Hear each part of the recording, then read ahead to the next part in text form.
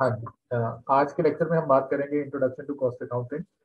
आपका सब्जेक्ट है ये बीकॉम में, ठीक है। और इस लेक्चर में भी इन पर्टिकुलरली हम बात करेंगे what is cost, what is costing, what is cost accounting, what is cost accountancy and what is cost management.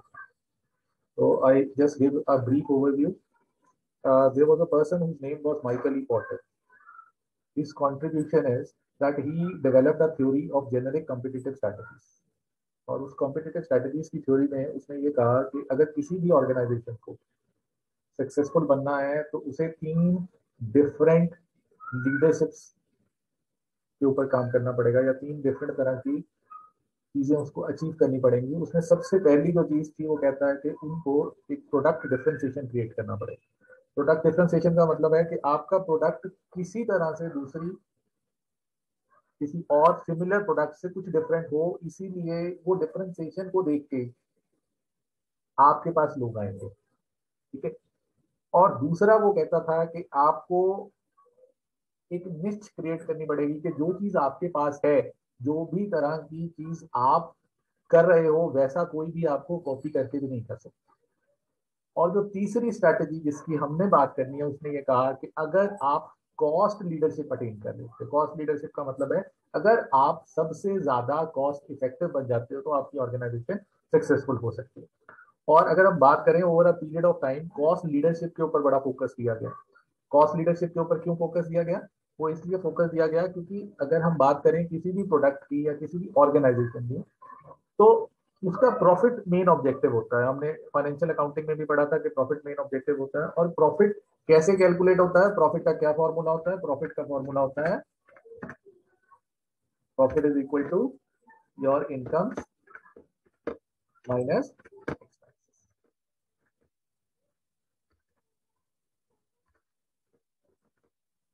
और अगर इसको थोड़ा सा और रिफाइंड करें तो हम कहते हैं हमारी इनकम माइनस कॉस्ट। एक्सपेंसेस को हम कॉस्ट भी कह सकते हैं।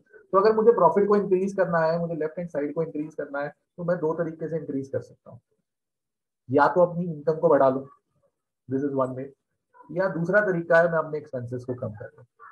अब ये माना जाता है कि एक स्टेज के बाद इनकम को बढ़ाना पॉसिबल नहीं होता। फॉर एग्जाम्पल मैं लुधियाना में हूँ, लुधियाना में ही बेच दूँ, मैं ये अज्यूम करके चलता हूँ मुझे बाहर अपने बिजनेस को एक्सपैंड नहीं करना, खाली लुधियाना में ही मैं काम कर रहा हूँ, ये मेरी लिमिटेशन है। मैंने लुधियाना की सारी मार्केट कैप्चर कर ली, सारी मार्केट कैप्चर कर ली, मैक्सिमम जो सेल्स कर सकता हूँ मैंने कर ली। उससे ज्यादा मुझे लगता है कि मेरी सेल्स इंक्रीज नहीं हो सकती। तो मुझे क्या करना पड़ेगा? मुझे अपने दूसरे पिलर पे फोकस करना पड़ेगा, that is a pillar of expenses. Pillar of expenses का मतलब अब मुझे ये देखना पड़ेगा किस किस तरीके से मेरी जो कॉस्ट है वो कट हो सकती है। और जो हमारी कॉस्ट है ये तीन चीजों का कंपोजिशन होता है। हमने इकोनॉमिक्स में भी पढ़ा है, एक बार फिर दोबारा मैं रिकॉल कर लेता हूँ। कॉस्ट में तीन तरह की चीजें आती हैं। अगर हम किसी प्रोडक्ट की कॉस्ट की भी बात करें, अकाउंटिंग में भी हमने थोड़ा सा क्या कहते हैं प्लस वन में पढ़ा होगा। उसमें तीन कंपोजिशन होती हैं। First one is called your material cost, कि अगर कोई प्रोडक्ट बनाया तो उस मटेरियल उस प्रोडक्ट की कितनी कॉस्ट है। उसके बाद उस प्रोडक्ट को रॉ मटेरियल से फिनिश प्रोडक्ट में कन्वर्ट कैसे किया, लेबर यूज हुई उसके लिए, तो वो लेबर की कॉस्ट।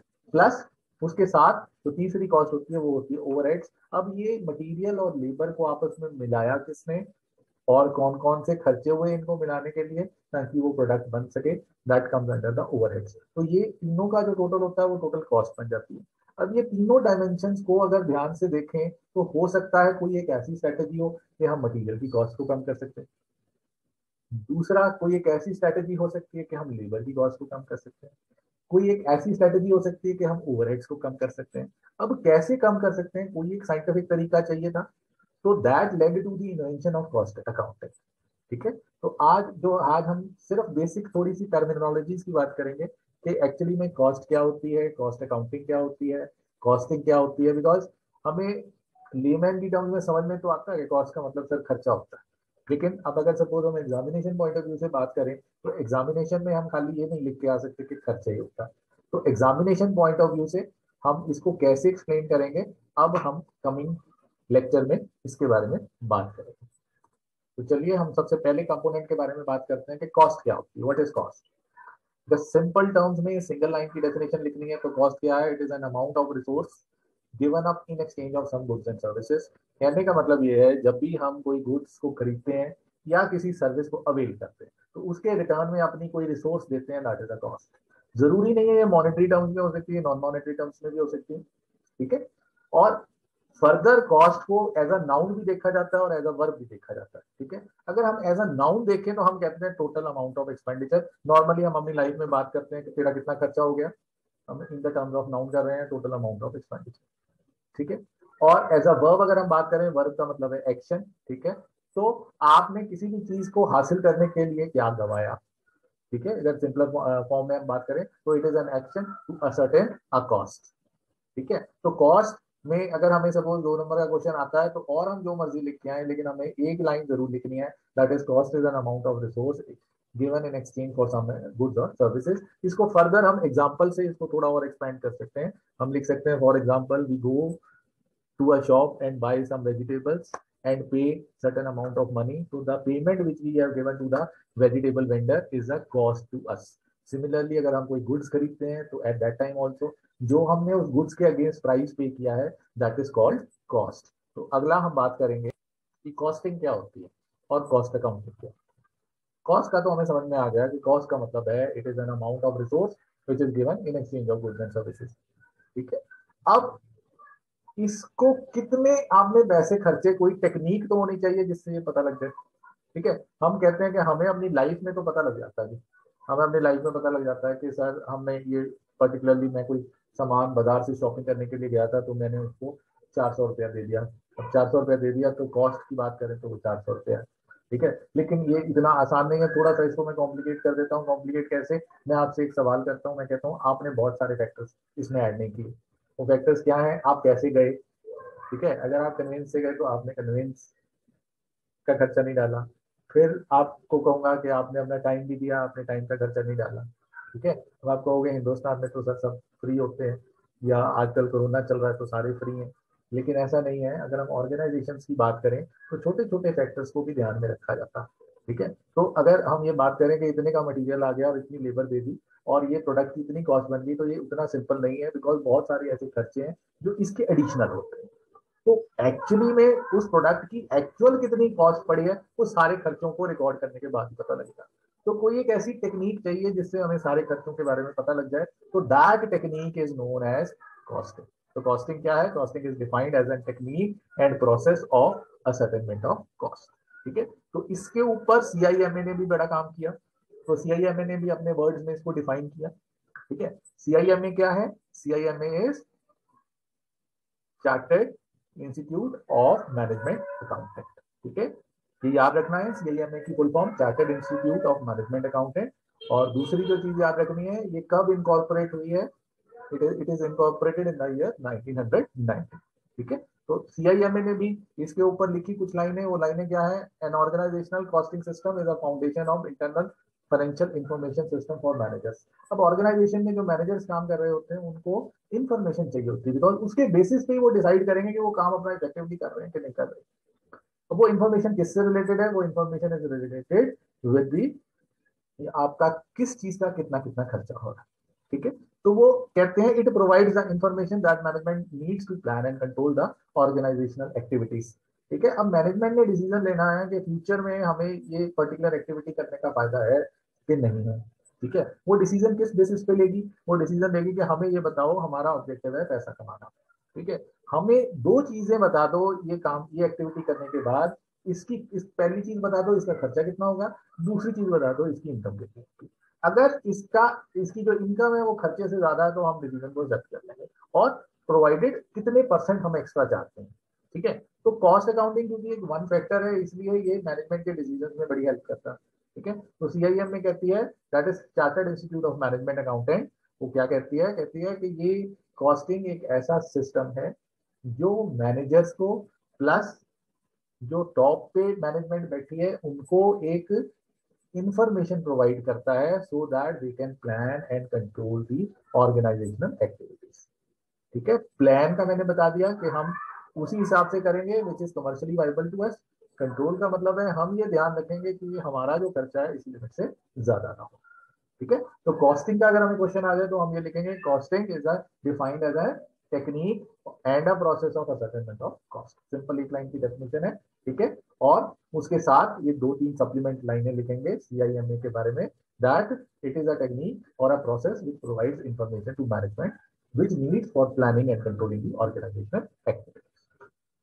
तीसरी जो टर्म है जो यूज होती है that is cost accounting. Cost accounting क्या है? Cost accounting the process of accounting for cost. अभी तो ऊपर हमने बात की कॉस्टिंग की, कॉस्ट भाई कैलकुलेट कर लो, एक कॉपी के ऊपर लिख लो कि इतना इतना खर्चा आया। फॉर एग्जांपल मैं किसी को कोई एक टास्क देता हूँ, ठीक है, मैंने कोई एक्टिविटी करवानी है, ठीक है, या मान लीजिए कि मैंने एक क्या कहते हैं बच्चों को पिकनिक के ऊपर लेके जाना है, तो मैं बहुत सारी चीजें उसके लिए चाहिए, मुझे फूड भी अरेंज करना है, ट्रांसपोर्टेशन अरेंज करनी है, उसके अलावा खेलने के लिए कुछ एक्टिविटीज अरेंज करनी है, तो इस सब के ऊपर मेरी कुछ ना कुछ स्पेंडिंग्स होंगी, ठीक है।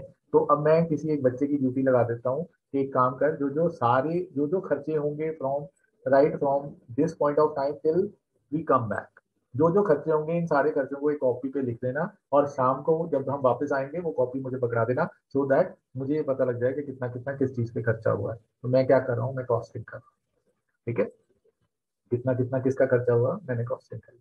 लेकिन मैंने कॉस्ट अकाउंटिंग नहीं करी। कॉस्ट अकाउंटिंग क्यों नहीं करी? क्योंकि कॉस्ट अकाउंटिंग एक स्टेप ऐड है। वो कहते हैं कि इसमें अकाउंटिंग एक proper systematic way of recording की ट्रांजेक्शन नहीं है, ठीक है। तो जब सिस्टमैटिक वे ऑफ रिकॉर्ड, जैसे हमने अकाउंटिंग में किया था बुक कीपिंग और अकाउंटेंसी का डिफरेंस, वैसे ही कॉस्टिंग और कॉस्ट अकाउंटिंग में डिफरेंस है। तो कॉस्ट अकाउंटिंग क्या है? The process of accounting for cost, ठीक है।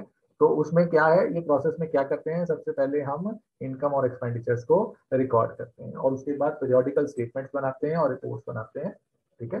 जैसे फॉर एग्जांपल हम क्वार्टरली रिपोर्ट बनाएंगे कि हमारा टोटल जो लेबर है उसको इतने पैसे दिए गए, टोटल इलेक्ट्रिसिटी का बिल इतना था, ठीक है, टोटल क्या कहते हैं जो पेट्रोल एक्सपेंसेस थे, टेलीफोन एक्सपेंसेस थे, मैनेजर की सैलरी थी, वो टोटल इतनी इतनी इतनी क्वार्टरली हमारा खर्चा हुआ है, ठीक है। और ये जब हम एक सिस्टमैटिक वे में रिकॉर्ड कर लेते हैं तो हम उसको कॉस्ट अकाउंटिंग का नाम दे देते हैं, ठीक है। तो इसमें क्या होता है, एक तो पीरियोडिकल स्टेटमेंट्स बनती हैं, ठीक है, और दूसरा इसमें रिपोर्ट्स बनती हैं जो ये बताती हैं कि हाँ पिछली बार हमारी कॉस्ट इसी चीज को लेके इतनी हुई थी, आज वाली रिपोर्ट में उसकी कॉस्ट कितनी आ रही है, अगर ज्यादा आ रही है तो ज्यादा क्यों आ रही है, अगर कम आ रही है तो it mean we have done a good job, हमने अपनी जो परफॉर्मेंस है कॉस्ट की कटिंग करी है या कॉस्ट को सेव किया या वेस्टेजेस को रिड्यूस किया, ठीक है। तो कॉस्ट अकाउंटिंग अगर सपोज मैंने थ्योरी में लिखना हो तो cost accounting is defined as a process of accounting, ठीक है, which begins with recording of income and expenditures, ठीक है, and which deals with preparation of periodical statements and reports, ठीक है। यहाँ तक क्लियर है? तो हम आगे चलते हैं। यहाँ तक अगर कोई सवाल है तो आप पूछ सकते हैं। हाँ जी, चलिए फिर आगे बात करते हैं, दैट इज कॉस्ट अकाउंटेंसी क्या है। अब हमने कॉस्टिंग पढ़ी, कॉस्टिंग का मतलब है कि हमने जो खर्चा किया, सॉरी कॉस्ट का मतलब है हमने जो खर्चा किया, फिर हमने कॉस्टिंग पढ़ी। कॉस्टिंग का मतलब है कि हमने जो खर्चा किया उसको रिकॉर्ड किया, ठीक है। कॉस्ट अकाउंटिंग का मतलब है जो हमने खर्चा किया उसको सिस्टमैटिक वे से रिकॉर्ड किया और उसकी रिपोर्ट बना ली। लेकिन अब रिपोर्ट बना ली, अब हमने इसका करना क्या है, ठीक है। तो फिर थोड़ा सा वाइडर स्कोप आ जाता है, that is of cost accountancy. तो कॉस्ट अकाउंटेंसी क्या है? सबसे पहले कॉस्टिंग करो, रिकॉर्ड करो सारी कॉस्ट, ठीक है, फिर कॉस्ट अकाउंटिंग करो, सारे प्रिंसिपल टेक्निक्स को फॉलो करके उनकी रिपोर्ट्स तैयार करो, ठीक है, और फिर उसमें से प्रॉफिट निकालो, ठीक है। फिर उसके बाद उन टेक्निक्स को आपस में इस तरह से कंपेयर करो ताकि वो मैनेजमेंट को हेल्प करे अपने फर्दर डिसीजन लेकर, ताकि मैनेजमेंट को ये पता हो कि जैसे फॉर एग्जांपल एक छोटा सा एग्जांपल ले लेते हैं, उससे ये सारी चीजें क्लियर हो जाएंगी। अब मैं एक ऑर्गेनाइजेशन चला रहा हूँ और मेरा हौजरी का काम है, लुधियाना में हौजरी का काम बहुत ज्यादा है, मैं हौजरी का काम है, और हौजरी के काम में सबसे पहले तो मैं देखता हूँ कॉस्ट क्या है। तो मैं ये पूछता हूँ मोटा मोटा, मेरे से कोई अगर सपोज एक सवाल पूछता है, कहता है जी आपका टोटल खर्चा कितना आ जाता है, तो मैं वो कहता हूँ मैं थोड़ी बाइफरगेट करके बता देता हूँ। मैं बाइफरगेट करके कैसे बता देता हूँ, मैं आपको बता देता हूँ इतना मुझे लेबर का दे देता हूँ, इतना मुझे मटेरियल का खर्चा पड़ जाता है, बाकी छोटे मोटे खर्चे पड़ जाते हैं सैलरी सुलरी डाल के, तो तकरीबन तकरीबन मैं एक महीने में 2-3 लाख रुपए का खर्चा कर देता हूँ। तो मैंने उसको मोटी मोटी कॉस्ट बताई अपनी, ठीक है। तो कॉस्टिंग में कब बताऊंगा? कॉस्टिंग जब मैं उसको बताऊंगा कि ये है जी डिटेल शीट, ये पहले दिन का ये खर्चा है, दूसरे दिन का ये खर्चा है, तीसरे दिन का ये खर्चा है, हर खर्चे को माइन्यूटली माइन्यूटली मैंने उसको बता दिया, तो मैंने उसको कॉस्टिंग की टर्म्स में बता दिया, ठीक है। लेकिन अभी इसका कोई फॉर्मेट नहीं बनाया। तो तीसरा जो है दैट इज कॉस्ट अकाउंटिंग, उसमें मैंने पर्टिकुलरली फॉर्मेट बनाया, और उसमें जिस तरह हम जर्नल लेजर ये बनाते हैं उसी तरह डेट वाइज और टाइप वाइज उसकी क्लासिफिकेशन करती है कि इतना इतना इतना खर्चा हुआ, ये एक रिपोर्ट मेरे पास जनरेट होकर आ गई कि ये मेरा टोटल खर्चा है कॉस्ट अकाउंटिंग। लेकिन अब इस खर्चे का मैं क्या करूं, इस खर्चे का मैंने क्या करना है, अब मुझे इस खर्चे में से ये भी आउटपुट निकालना है कि वाकई पिछले साल के कंपैरिजन में या पिछले क्वार्टर के कंपैरिजन में या पिछले 6 मंथ्स के कंपैरिजन में क्या मेरी कंपनी की जो परफॉर्मेंस है वो इम्प्रूव हुई है कि नहीं। ठीक है, अब जब मुझे इस चीज को इवेलुएट करना है तो मैं कॉस्ट अकाउंटेंसी यूज करता हूँ। ठीक है, तो कॉस्ट अकाउंटेंसी क्या है, cost accountancy has been defined as an application of costing, cost accounting principle, methods techniques to science art and practice of cost control. इसमें वर्ड जो आ जाता है कॉस्ट कंट्रोल, जो हम कॉस्ट अकाउंटिंग में नहीं करते, कॉस्ट को कंट्रोल कैसे किया जाए, अब मुझे इसके बारे में भी डिसाइड करना पड़ेगा। ठीक है, अपनी प्रॉफिटेबिलिटी को भी कैसे कंट्रोल किया जाए इसको भी देखना पड़ेगा, कैसे मेरा प्रॉफिट कम ना हो, कहाँ से मैं पैसे बचा सकता हूँ। ठीक है, तो इट इंक्लूड्स द प्रेजेंटेशन और information derived there from for the purpose of managerial business decision making. ठीक है, मुझे कोई नया बंदा एम्प्लॉय करना है, उसकी एम्प्लॉय मुझे करना चाहिए कि नहीं करना चाहिए। ठीक है, मुझे एक नए प्रोडक्ट में एंटर करना है, मुझे करना चाहिए कि नहीं करना चाहिए, कॉस्ट अकाउंटेंसी यूज करेंगे। मुझे एक प्रोडक्ट को डिसकंटिन्यू करने में फायदा है कि नुकसान है, कॉस्ट अकाउंटेंसी बताएगी। क्यों, क्योंकि वो उसकी सारी माइनर माइनर माइनर कॉस्ट सारी कैलकुलेट करके बताएगी कि इतना खर्चा आपको पड़ रहा है। ठीक हो गया, and then we talk about cost management. अब कॉस्ट मैनेजमेंट का क्या मतलब है, कॉस्ट मैनेजमेंट का मतलब है it is an application of management accounting principle. अब इसमें क्या है, इसमें खाली कॉस्ट नहीं, कॉस्टिंग की नहीं हम बात करते, इसमें और जो डाटा होता है, जो फाइनेंशियल अकाउंटिंग का डाटा होता है वो भी यूज हो जाता है। ठीक है, वो भी यूज हो जाता है और वो मैनेजमेंट को पहुंचा दिया जाता है, और मैनेजमेंट उस डाटा के बेसिस पे ऑर्गेनाइजेशन को मॉनिटर करती है, उसकी कॉस्ट को कंट्रोल करती है, तो उसको हम कॉस्ट मैनेजमेंट कह देते हैं। नॉर्मली ये जो कॉस्ट मैनेजमेंट की टर्मिनोलॉजी है ये आपके सिलेबस में नहीं होगी, क्योंकि अगर आपका सब्जेक्ट होता कॉस्ट एंड मैनेजमेंट अकाउंटिंग तो आपको कॉस्ट मैनेजमेंट भी समझना जरूरी था, लेकिन यहाँ आप सिंपली सिर्फ ये समझेंगे it is management of the cost. ठीक है, जो क्या करती है, it is an application of management accounting concept, methods of collection analysis and presentation of data to provide the information needed to plan monitor and control. ठीक है, तो अभी तक हमने जो किया उसको एक बार रिकैप्चुलेट कर लेते हैं। हाँ जी, अभी तक जो हमने किया है वो किया है, एक हमने बात करी कि कॉस्टिंग की, कॉस्ट अकाउंटेंसी की हमें जरूरत क्यों है किसी ऑर्गेनाइजेशन की। तो हमने ये बात करी कि 3 तरह की स्ट्रेटेजीज हैं। ठीक है, वो 3 तरह की स्ट्रेटेजीज हमें एक सक्सेसफुल बिजनेस चलाने में हेल्प करती हैं, जिसमें एक सबसे इंपॉर्टेंट स्ट्रेटेजी है दैट इज कॉस्ट लीडरशिप। जहाँ कॉस्ट लीडरशिप का ये मतलब है कि हम अपने प्रोडक्ट्स को इस हिसाब से बनाएं so that we become a leader in cost. Leader, इधर लीडर का ये मतलब नहीं है कि सबसे ज्यादा कॉस्ट होनी चाहिए, इसका मतलब है we must have lowest cost. ठीक है, और इसके साथ साथ जो हमारी क्वालिटी है वो हैम्पर ना करे। ठीक है, तो उसके कारण कॉस्ट अकाउंटिंग की इन्वेंशन हुई। ठीक है, तो over a period of time जैसे जैसे कॉस्ट अकाउंटिंग की इन्वेंशन हुई तो उसकी कुछ टर्मिनोलॉजीज को उन्होंने एक्सप्लेन किया, जिसमें जो सबसे पहली जो टर्मिनोलॉजी थी that is what is cost, जिसके बारे में हमने बात करी कि it is an expenditure incurred to buy a product और अ सर्विस। दूसरी हमने बात करी that was of what is costing. Costing का मतलब है कि अगर हम जो भी कॉस्ट हम इनकर कर रहे हैं अगर हम उसको रिकॉर्ड कर देते हैं तो दैट इज कॉल्ड कॉस्टिंग। फिर हमने बात करी कॉस्ट अकाउंटेंसी की, अकाउंटिंग की। कॉस्ट अकाउंटिंग का मतलब है जब भी हम कॉस्ट को एक सिस्टमेटिक वे से रिकॉर्ड करेंगे और फिर उसकी रिपोर्ट्स जनरेट करेंगे दैट बिकम्स कॉस्ट अकाउंटेंट। और कॉस्ट अकाउंटेंसी थोड़ा और वाइडर हो जाता है कि उसको आपस में कंपेयर करके मैनेजर को हेल्प करता है डिसीजन मेकिंग में। और लास्ट में हमने जो बात करी वो हमने बात करी कॉस्ट मैनेजमेंट की। इसका मतलब है कॉस्ट को इस हिसाब से मैनेज करो सो दैट हम उसको रिड्यूस भी कर सकें, एट द सेम टाइम हम अपने प्रोडक्ट की क्वालिटी को भी खराब ना कर सकें। आगे हम कंटिन्यू करते हैं इसी के आगे, what are the objectives of cost accounting, एक हल्का सा ओवरव्यू दूंगा, फिर इसकी डिटेल डिस्कशन हमारी नेक्स्ट क्लास में होगी। हम कॉस्ट अकाउंटिंग करते हैं। ठीक है, कॉस्ट अकाउंटेंसी में तो रिपोर्ट्स, कॉस्ट अकाउंटिंग में रिपोर्ट्स बनेंगी, जब ये रिपोर्ट्स मैनेजमेंट के पास चली जाएंगी उनके हिसाब से प्रेजेंट हो जाएंगी तो ये हमारे कॉस्ट अकाउंटेंसी बन जाएगा, जो इससे वाइडर फील्ड है। तो कॉस्ट अकाउंटिंग के क्या क्या ऑब्जेक्टिव्स हैं उसके बारे में हम बात करेंगे। सबसे पहला जो ऑब्जेक्टिव है, क्यों कॉस्ट अकाउंटिंग करते हैं, वो कहते हैं सबसे पहला जो ऑब्जेक्टिव है that is ascertainment of cost. Ascertainment of cost का मतलब है कि हमने कॉस्ट को असर्टेन करना है कि कितनी कॉस्ट है। ठीक है, अगर मटेरियल यूज किया है तो उस मटेरियल की कितनी कॉस्ट है, अगर लेबर कितने एम्प्लॉय की है, लेबर की कितनी कॉस्ट है। तो पहला ऑब्जेक्टिव है कि हमें कॉस्ट अकाउंटिंग में हम इसलिए करते हैं ताकि हमें हर चीज छोटी से छोटी और बड़ी से बड़ी चीज की कॉस्ट पता लग सके। दूसरा कॉस्ट अकाउंटिंग हम क्यों करते हैं, that is determination of selling price and profitability. अब हमें मान लीजिए हमने 2000 यूनिट्स शर्ट्स के तैयार कर लिए, ठीक है, लेकिन अब हमें ये नहीं पता इसका प्राइस क्या रखें। ठीक है, प्राइस हम इसका अपनी मर्जी से नहीं रख सकते। ऑफ कोर्स हमने इकोनॉमिक्स में पढ़ा है कि प्राइसिंग स्ट्रेटेजीज होती है, कंपटीटर को देख के प्राइसिंग स्ट्रेटेजीज डिसाइड की जाती है। ठीक है, लेकिन फिर भी अगर सपोज हमारा कोई कंपटीटर नहीं है या हम उसको फॉलो नहीं करना चाहते, ठीक है, तो एक प्राइसिंग स्ट्रेटेजी ये भी है कॉस्ट प्लस प्रॉफिट। ठीक है, तो हमें अपना सेलिंग प्राइस उस हिसाब से तो रखना पड़ेगा कि कम से कम हमारी सारी कॉस्ट कवर हो जाए, उसके ऊपर हमें थोड़ा सा प्रॉफिट मिल जाए। तो अगर हमने कॉस्ट अकाउंटिंग प्रॉपर की हुई है, हमारे पास सारा रिकॉर्ड था, तो हमें ये पता लग जाएगा कि हमारी पर यूनिट कॉस्ट कितनी आती है।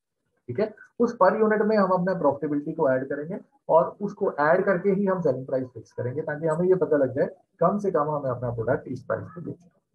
That is the second objective. The third objective is cost control. Cost control कुछ स्टेप्स के साथ की जाती है। ठीक है, वो स्टेप्स को भी हम एक्सप्लेन करेंगे, लेकिन कॉस्ट कंट्रोल का क्या मतलब है। कॉस्ट कंट्रोल का मतलब है हम अपनी कॉस्ट को या तो स्टेबल रखना चाहते हैं या उसको कम करना चाहते हैं।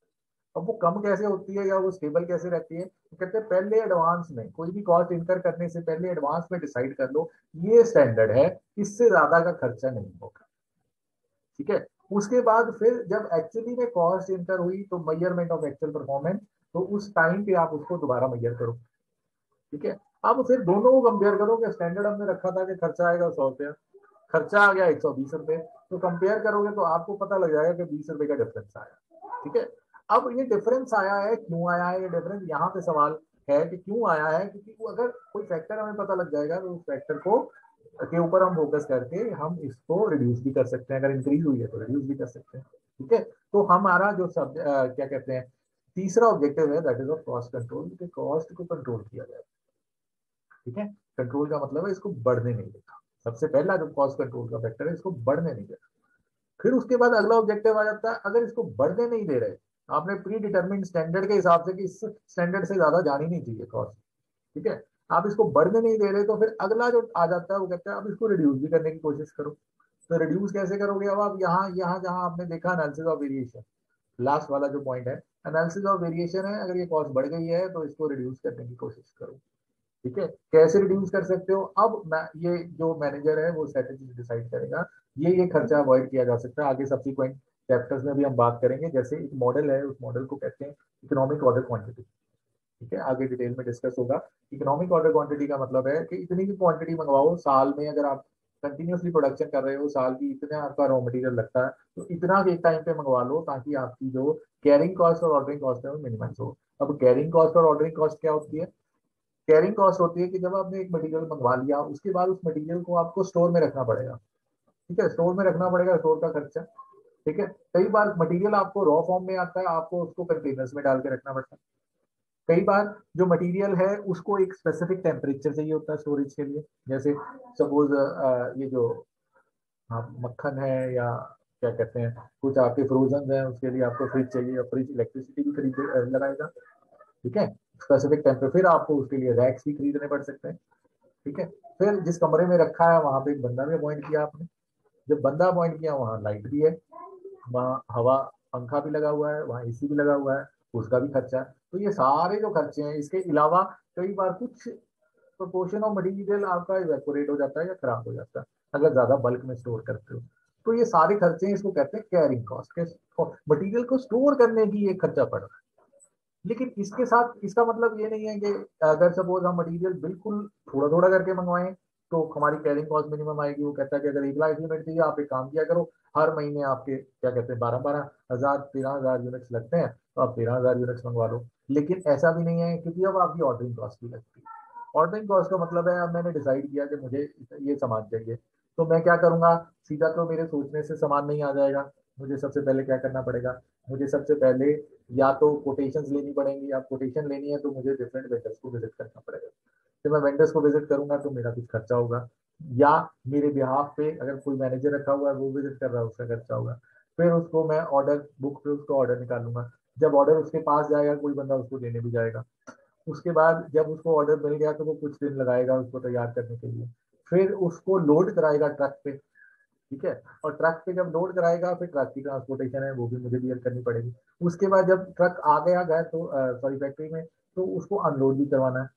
जब अनलोड करवाना है फिर दोबारा मुझे ट्रांसपोर्टेशन देनी पड़ेगी, सॉरी अनलोडिंग देनी पड़ेगी। ठीक है, तो वो लेबर का खर्चा होगा। ठीक है, तो ये हो गई हमारी ऑर्डरिंग कॉस्ट कि उस टाइम पे हमें ऑर्डर करते वक्त ये कॉस्ट देनी पड़ती है। तो फिर कोई ये सलाह देता है, वो कहता है जी आप एक काम करो, ऑर्डरिंग कॉस्ट को जीरो ही कर लो, ट्रक में मंगवाना होता है एक बार ही सारा मंगवा लो। लेकिन अगर एक बार सारा मंगवा लोगे तो आपको कैरिंग कॉस्ट बढ़ जाएगी क्योंकि आपको स्टोर ज्यादा बड़ा चाहिए। ठीक है, आपकी वेस्टेजेस का ज्यादा डर हो गया, कंटेनर ज्यादा चाहिए, तो इन दोनों के बीच में एक बैलेंस रखना पड़ता है। ठीक है, तो वो बैलेंस कैसे रखेंगे, वो कॉस्ट अकाउंटिंग में टेक्निक है।